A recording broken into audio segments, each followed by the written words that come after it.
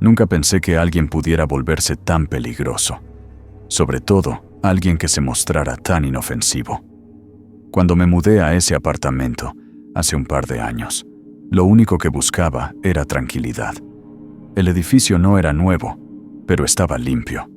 Era silencioso, con un par de vecinos mayores y una pareja joven que apenas saludaba. El tipo del 3B, apartamento al lado del mío, fue el primero en presentarse. Parecía amable, un poco excéntrico, pero nada fuera de lo común. Durante mi mudanza, me ofreció ayuda para subir unas cajas y se quedó hablando en la puerta más de lo necesario. Noté que olía a cigarrillo y tenía la mirada fija, de esas que no se apartan aunque te incomoden. Pero le resté importancia. Pensé, solo es un tipo solitario. Durante las primeras semanas, todo fue normal. Luego empezaron los ruidos. Escuchaba golpes secos en la pared compartida, siempre cerca de la medianoche. A veces eran 3 golpes, a veces uno solo, pero siempre lo bastante fuerte para despertarme. Una noche, cansado de esa dinámica, toqué la pared de vuelta, como preguntando qué pasaba. Y minutos después, escuché un golpe más fuerte, justo detrás de mi cabecera. A la mañana siguiente, me lo encontré en el pasillo. Sonreía como si nada. Le pregunté si había estado moviendo muebles o algo así con un tono un poco agresivo. Él me miró serio y me dijo, «Yo no hago ruido. Usted es el que golpea las paredes». Me quedé callado, pues esa respuesta no tenía sentido. A partir de ahí, las cosas comenzaron a ponerse raras. Cada vez que salía al trabajo, sentía que me observaban desde el pasillo. A veces escuchaba su puerta abrirse apenas yo cerraba la mía. En una ocasión, al regresar, encontré mi tapete de entrada doblado por la mitad y una colilla de cigarrillo apagada justo en el centro. Pensé en reportarlo al administrador, pero estaba seguro de que no haría nada. Así que decidí ignorarlo, hasta que empezó a tocar mi puerta por las noches. La primera vez fue un golpecito, apenas audible. Me acerqué sin hacer ruido y miré por el agujero de mi puerta. No había nadie. Al día siguiente volvió a pasar. Y otra vez, nadie estaba frente a mi puerta. Pero el tercer día, logré ver su silueta. Estaba quieto, en medio del pasillo, imperturbable, solo mirándome.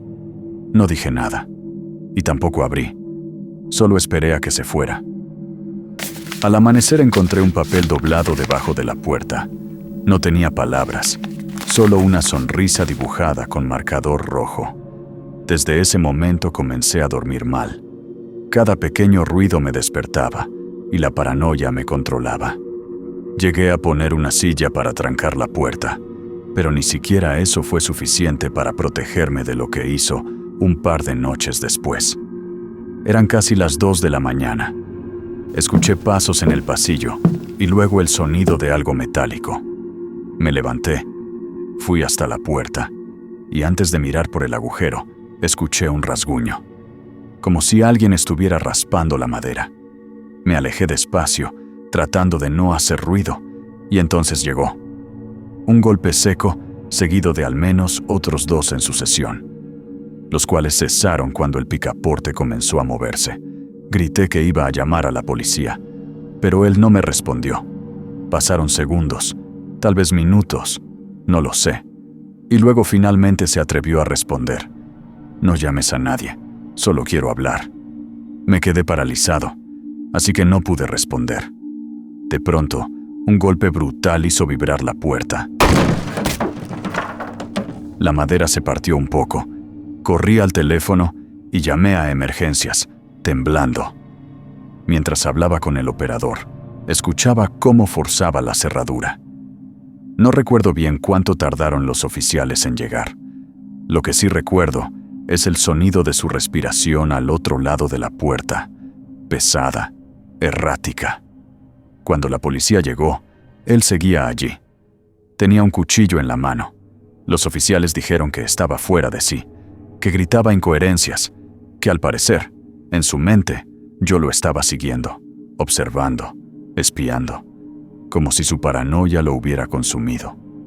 Lo arrestaron esa noche, y yo me mudé días después. A veces, cuando intento dormir, me pregunto si los otros vecinos sabían de lo que era capaz, si también veían o escuchaban lo que él hacía. Me pregunto qué me hubiera hecho si lograba vencer el picaporte.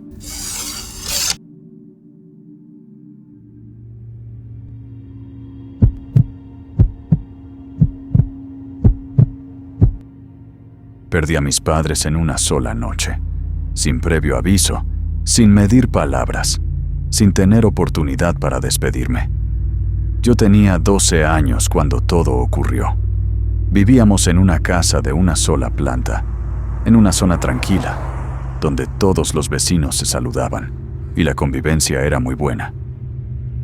Éramos 4, mi padre, mi madre, mi hermana mayor y yo. Durante un fuerte verano, nuevos vecinos ocuparon una de las casas aledañas. Eran 2 hombres, hermanos, según decían.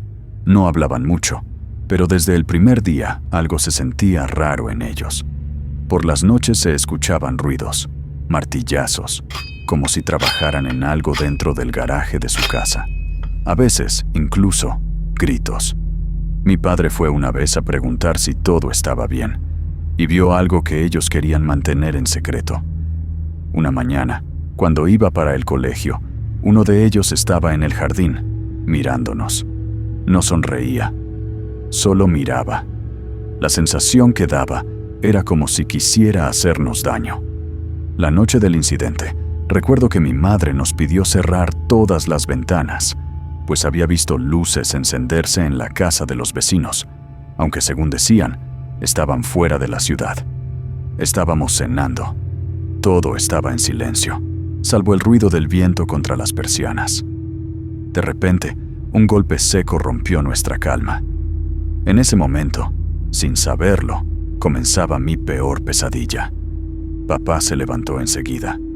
Pensó que era el viento, pero cuando se acercó, notó que el cerrojo estaba siendo forzado. «Vayan a sus cuartos», nos dijo con firmeza, pero con calma. Lo obedecimos sin protestar. Mi hermana y yo corrimos al pasillo. Ella cerró la puerta de nuestra habitación y se escondió en el armario, pero yo me quedé escuchando. A los pocos segundos, se escuchó otro golpe, mucho más fuerte. Luego, pasos dentro de la casa. Sabía que papá no debía ir a hablar con ellos. Susurró mi hermana, temblando. Papá gritó algo desde la cocina. No entendí qué, porque las voces lo tapaban. Mamá también gritaba algo que para mí era ininteligible. Finalmente, solo reinó el silencio. Me escondí dentro del armario, junto a mi hermana, y entonces la manija de la habitación comenzó a girar. La puerta se abrió despacio. Vi sus pies desde la rendija del armario, botas negras, pesadas. «Salgan de una vez», dijo uno de ellos. Escuché a mi hermana respirar agitada, mientras el hombre se acercaba cada vez más al armario. Yo apreté los ojos, conteniendo el llanto, mordiendo mi mano para no hacer ruido. Un llamado fuera de la casa quebró la tensión. Sospecho que un vecino debió haber escuchado los gritos de mis padres. Los hombres insultaron al viento y salieron corriendo de la habitación y de nuestra casa. No sé cuánto tiempo pasó, quizá minutos, quizá horas. Solo sé que el silencio era insoportable. Cuando la policía llegó, ya era de madrugada.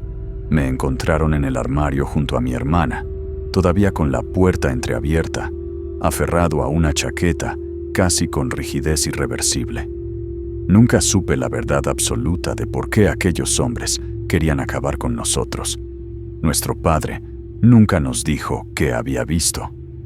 Solo sé que fueron apresados tiempo después y fueron condenados por múltiples crímenes, como el que perpetraron sobre mi familia. Esa noche, perdí a mis padres, perdí a mi familia, perdí mi inocencia. Nunca he podido hablar sobre esto con mi hermana, pues desata crisis muy dolorosas para ella. Y sé que jamás podremos superar, al menos no del todo, lo que ocurrió esa noche.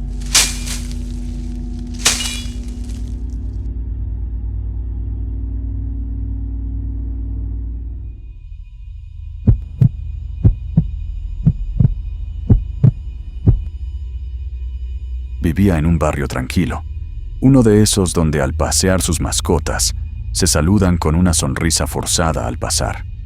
Sin embargo, al final de la calle había una casa diferente.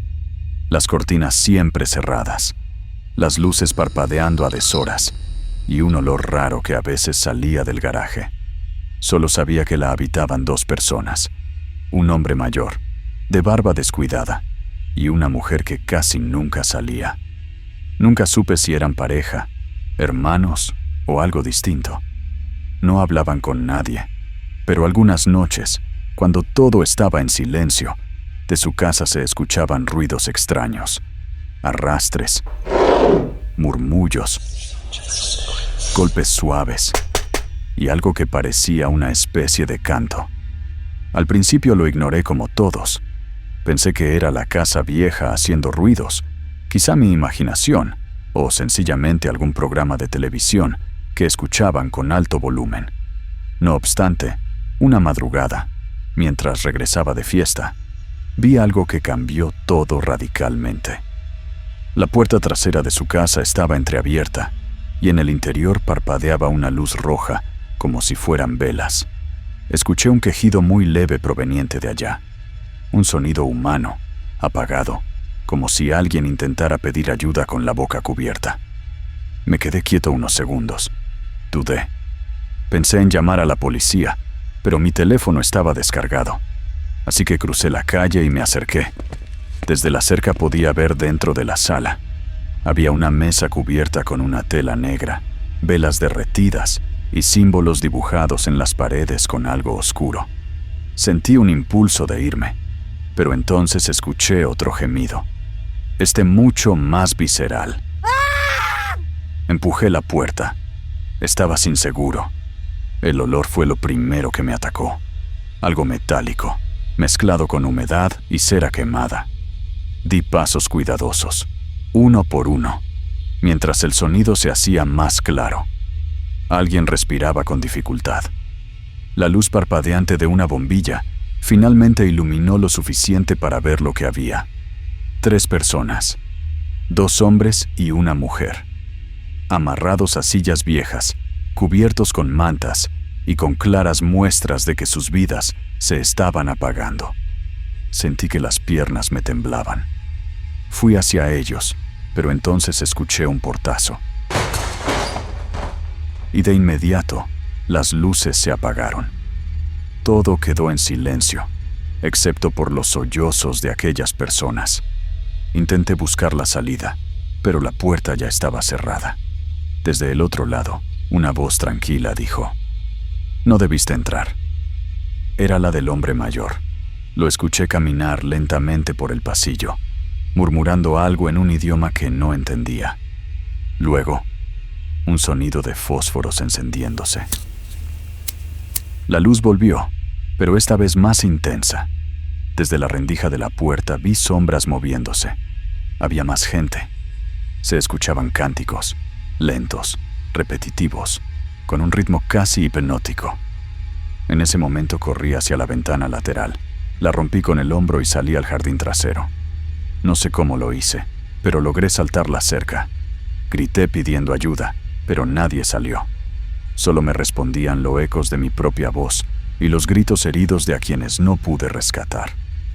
Los bomberos llegaron después. Mis súplicas no vencieron la apatía de mis vecinos, pero el fuego sí que lo hizo. Luego de controlar las llamas, encontraron las sillas, los símbolos y lo que quedaba de aquellas personas que fueron víctimas de tal atrocidad. Sin embargo, los vecinos habían desaparecido y no encontraron ni un solo rastro de ellos.